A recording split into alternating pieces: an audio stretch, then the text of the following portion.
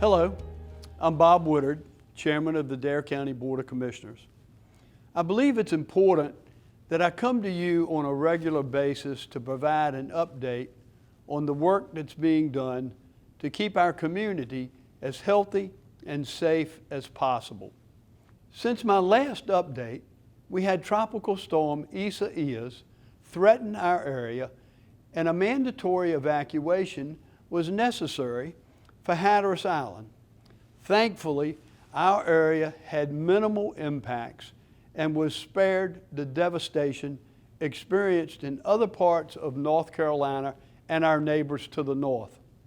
Fortunately, the storm passed to the west of us quickly, and Hatteras Island was able to get back up and running the very next day.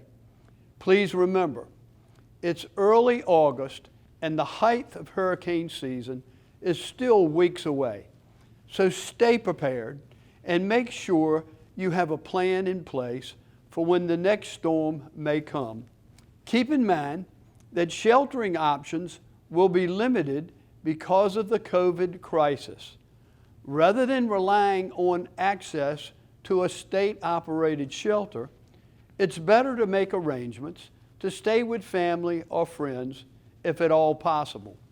Even during the recent hurricane, we have continued work related to COVID-19. Unfortunately, a second COVID-related death was recently reported for our county, and I offer my sincere condolences to this individual's family and friends. Earlier this week, Dare County's Health and Human Services Director, Dr. Sheila Davies, was able to report that Dare had the lowest number of new positive cases since the week of June 15th. This is despite having the highest number of tests performed in this particular week. While this was encouraging news, we must all remain on guard if we're able to see this trend continue. Governor Cooper announced yesterday that North Carolina will remain in phase 2 for the next 5 weeks. So please continue to follow the 3 W's to help protect you, your family, and our community from COVID-19. Wear a cloth face covering if you will be with other people. Wait 6 feet apart, avoid close contact, and wash your hands often with soap and water for at least 20 seconds or use hand sanitizer. Let's face it, these are incredibly stressful times for everyone. So I want to close by recommending a few things that will help you and your family cope with the situation we're all in right now. Number 1, take a break from the constant COVID news.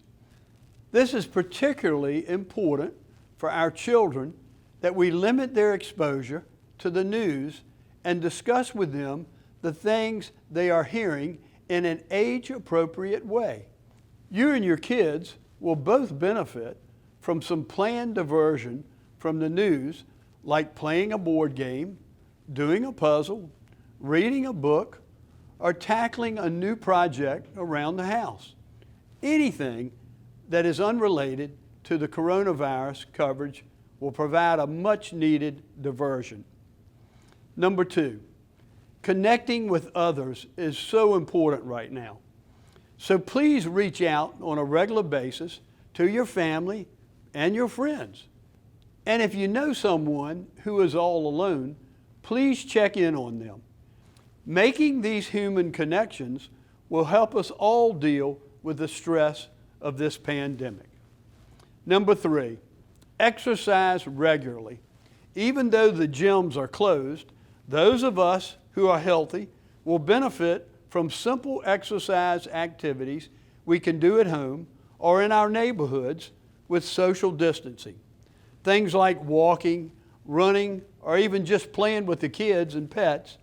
Any activity like this will help release endorphins and help us all stay calm. Number 4, maintain a healthy diet. During this difficult time, we all need to combat stress eating. Being mindful of the emotional triggers is a great way to help fight emotional eating. It will help a lot to arm yourself with good nutrition and have healthy snacks on hand for everyone in the family. And number 5, finally, get plenty of sleep and rest. All the stress from the news gets amplified when you don't get enough sleep. And it's best to avoid stimulants like alcohol, caffeine, and nicotine, especially before bedtime. If you're too stressed to go to sleep, try a new routine before bedtime, like taking a nice, long, relaxing bath. I hope these tips will help you and your family.